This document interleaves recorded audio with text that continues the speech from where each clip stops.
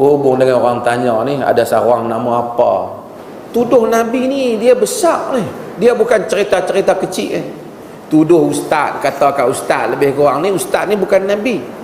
Tapi bila kita buat satu sangka buruk yang besar kepada Nabi dengan tuduhan dia tidak adil dan menggambarkan buruknya akhlak dia, ini dia boleh merosakkan perkara yang penting, iaitu iman kita. Kita hati-hati dalam hal ni. Ini kalau kita tak hati-hati, kita buat dalam keadaan sedar, dibimbangi, kita terkeluar daripada daerah iman kepada daerah kufur. Assalamualaikum warahmatullahi wabarakatuh. Benarkah Rasulullah SAW pernah berlaku tidak adil terhadap istrinya? Atau adakah ia sekadar salah faham terhadap riwayat yang tidak difahami dengan betul? Dalam video ini, Dr. Maza menjawab satu tuduhan yang boleh menggugat akidah jika tidak ditangani dengan ilmu dan adab. Saksikan penjelasan penuh yang membuka perspektif kita tentang kemuliaan akhlak Rasulullah SAW. Selamat datang di channel Salaf Malaysia. Mari kita simak videonya dari sekarang. Saya nak jawab benda ni kerana nanti akan ada beberapa soalan ni saya dapat ni. Berhubung dengan orang tanya ni, ada seorang nama apa Aisyah Jalil ke apa nama, tak tahu. Dia kata Nabi ni dulunya masa ada Khadijah dia tak kahwin dengan siapa. Bila Khadijah tak ada, maka Nabi ni dia kahwin dengan Saudah binti Zam'ah, dan juga sebenarnya Nabi kahwin dengan Saudah binti Zam'ah dan dia kahwin juga dengan Aisyah. Dia tak jelas. Ahli sejarah khilaf yang mana dulu. Sebahagian kata Saudah dulu. Dia kata bila dah Saudah dah tua, Nabi pun nak talakkan Saudah sebab Saudah dia tak boleh layan Nabi dah. Jadi Saudah pun terpaksa lah bertolak ansur bagi hari dia kepada Aisyah kerana takut dia ditalakkan oleh Nabi kerana dah tua, Nabi tak boleh layan dia. Jadi Nabi ni tak adil untuk isteri dia. Dia tu satu orang Islam, dia kata macam tu dengan hanya beberapa petikan riwayat yang dia baca dan beberapa sumber tanpa dia terlebih dahulu memahami peribadi Nabi SAW. Nanti saya akan sebut sambungan.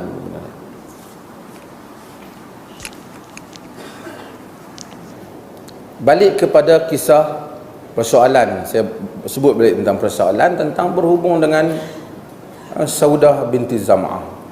Saudah binti Zam'ah ialah isteri Nabi SAW. Semasa Khadijah hidup, Nabi SAW memang tak kahwin dengan sesiapa melainkan Khadijah. Dan para ulama juga ada khilaf tentang umur Khadijah. Ada yang menyatakan ketika dia berkahwin dengan Nabi umurnya 27 tahun, ada yang menyatakan umur dia 40 tahun dan seumpama. Tetapi khilaf dalam hal ini. Ia bukan masalah akidah apa, dia khilaf pendapat tentang mengira umur Khadijah. Tak apa, Khadijah wafat, Nabi SAW ada anak dengan Khadijah, Fatimah dan selainnya. Nabi SAW apabila selepas Khadijah wafat, dia kahwin. Sebahagian riwayat kata dia kahwin dengan Aisyah dulu, tapi ini pun tidak jelas yang mana dulu. Sebahagian kata Saudah dulu kahwin. Saudah ni Nabi kahwin dengan dia ketika dia sudah tua. Umur dia sebahagian ahli sejarah kira lebih kurang 55 tahun. 55 tahun. Nabi ketika itu lebih kurang umur 50 tahun. Kalau Nabi kahwin semata mata kerana nak hubungan seks, tentu Saudah bukan pilihan. Dan Saudah ni kita pun sebahagian orang tak pernah dengar. Saudah ni isteri yang awal Nabi. Orang kita kadang-kadang duk panggil Saudah. Saudah binti Zam'ah, dia satu wanita yang gemuk.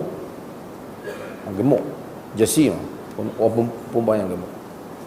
Bila dia meningkat usia, dia nak bergerak pun tak boleh.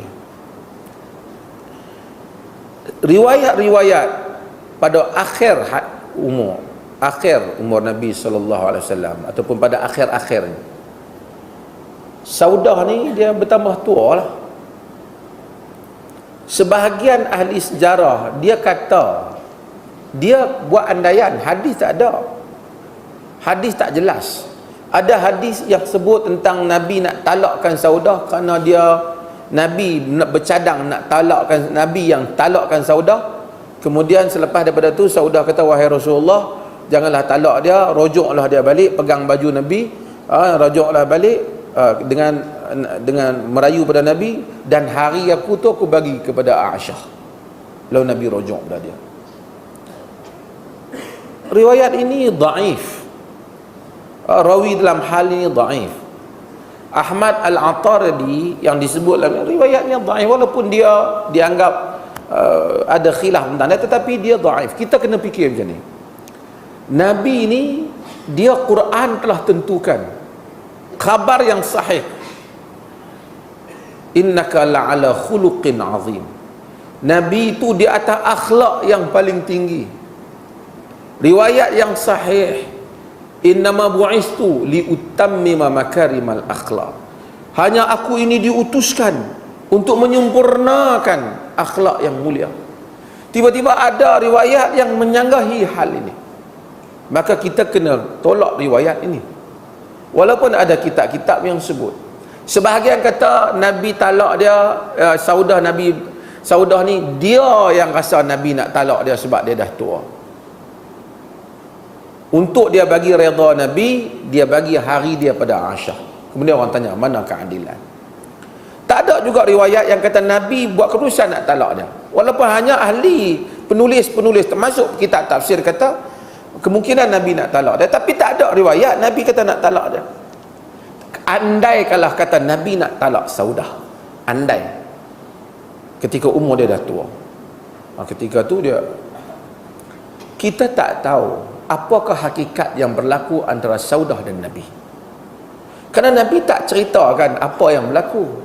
Mungkin ada hal yang Nabi rasa nak berpisah, mungkin kalau benar, tapi Nabi tak ceritalah keburukan orang.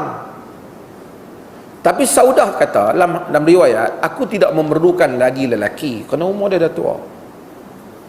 Cuma dia tak mau, dia nak kekal dibangkitkan di akhirat kelak bersama dengan isteri-isteri Nabi. Dia bagi hari kepada Aisyah. Kemudian orang tanya, habis itu tak adil lah, isteri apa, suami tak nak balik? Juga tak benar. Dia bagi isteri hari dia pada Aisyah, hari dia bermalam dia, tidak berarti tak ada hari yang Nabi balik pada dia. Maksudnya hari bermalam dia bagi pada Aisyah. Mungkin siang Nabi pergi jumpa dia dan seumpamanya, kerana dia bagi tahu aku tidak memerlukan lelaki. Maksud dia tak perlu lagi hubungan suami isteri dengan usia dia yang dah tua, dan juga dengan disebabkan pergerakan dia yang sukar. Dan andaian kata Nabi nak talak dia kerana nak tumpukan kepada isteri-isteri yang lain, kerana dia dah tak dapat digauli, ini juga semua ungkapan tuduhan kepada Nabi sallallahu alaihi wasallam yang tidak ada apa-apa bukti riwayat, melainkan andaian terhadap riwayat-riwayat yang kononnya Saudah rasa dia nak ditalakkan oleh Nabi sallallahu alaihi wasallam. Rawi cerita, kita tak tahu cerita yang sebenar. Yang kita tahu, Nabi ini akhlaknya mulia. Orang tanya Aisyah ni paling banyak lah kalau kita tengok duk komplain Nabi, kadang-kadang cemburu lah, macam-macam. Kadang-kadang dia marah lah, pinggan lah dia bagi pecah pun ada. Cemburu kuat Aisyah muda lagi. Tapi bila Nabi tak ada, orang tanya Aisyah, kaifa kana khuluqu Rasulillah sallallahu alaihi wasallam? Kata Aisyah dalam hadis riwayat Abu Daud, kana khuluquhul Quran. Adapun akhlak Nabi itu sama macam Quran.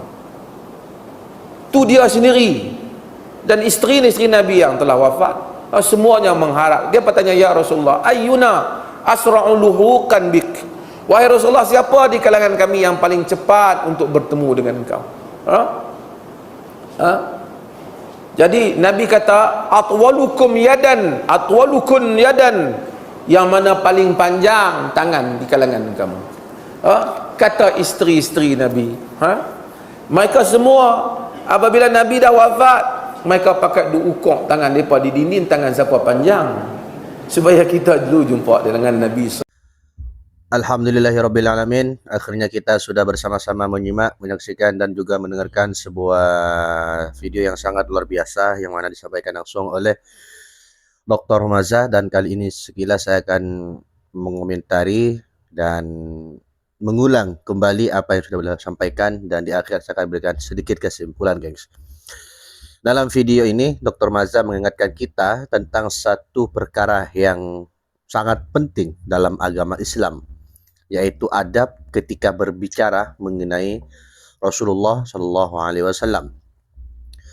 Kebelakangan ini muncul pelbagai dakwaan dan tafsiran terhadap kisah rumah tangga Nabi Shallallahu Alaihi Wasallam, khususnya berkaitan dengan Sayyidatina Saudah binti Zam'ah radhiyallahu anha. Ada yang membuat kesimpulan bahwa Rasulullah Shallallahu Alaihi Wasallam tidak berlaku adil terhadap istrinya hanya berdasarkan beberapa riwayat yang belum dipahami secara menyeluruh. Sedangkan dalam Islam, kita diajar supaya meneliti sesuatu berita sebelum membuat tuduhan atau kesimpulan. Dr. Maza menjelaskan bahwa terdapat riwayat yang menceritakan tentang Sayyidatina Saudah memberikan gilirannya kepada Sayyidatina Aisyah radhiyallahu anha. Namun, banyak perkara dalam kisah tersebut yang menjadi perbahasan para ulama. Bahkan ada riwayat yang dinilai lemah dan tidak boleh dijadikan sandaran kuat untuk menuduh akhlak Nabi Sallallahu Alaihi Wasallam.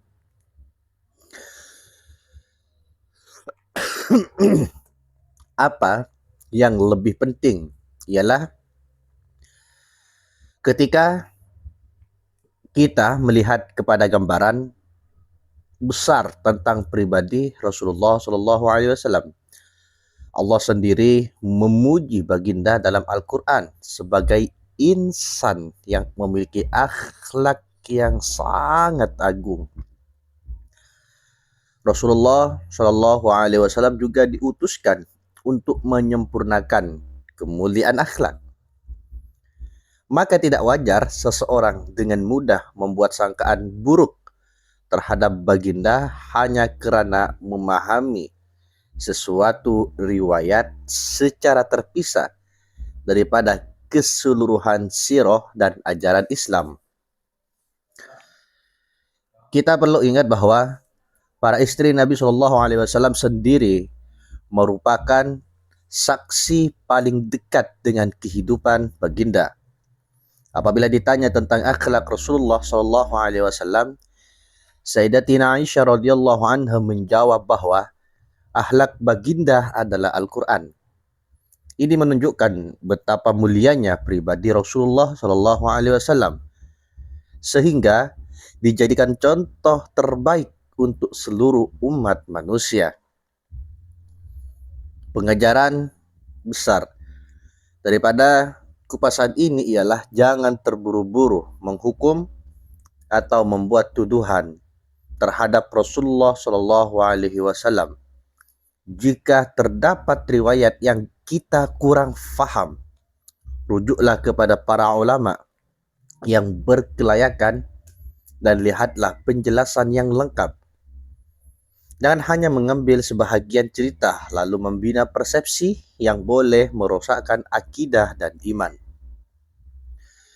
Sebagai seorang Muslim, mencintai Rasulullah SAW bukan sekedar dengan ucapan, tetapi juga dengan menjaga adab ketika berbicara tentang baginda. Semakin kita mengenali sirah dan akhlak Nabi SAW, semakin kita memahami bahwa baginda adalah contoh terbaik dalam keadilan, kasih sayang, dan kemuliaan akhlak. Kesimpulannya, sebelum menerima dan menyebarkan sesuatu dakwaan mengenai Rasulullah, pastikan kita meneliti sumbernya, memahami konteksnya, dan merujuk kepada penjelasan ulama yang dipercayai. Jangan biarkan sangkaan buruk menguasai hati sehingga menjejaskan keimanan kita terhadap insan yang paling mulia di sisi Allah Subhanahu wa taala.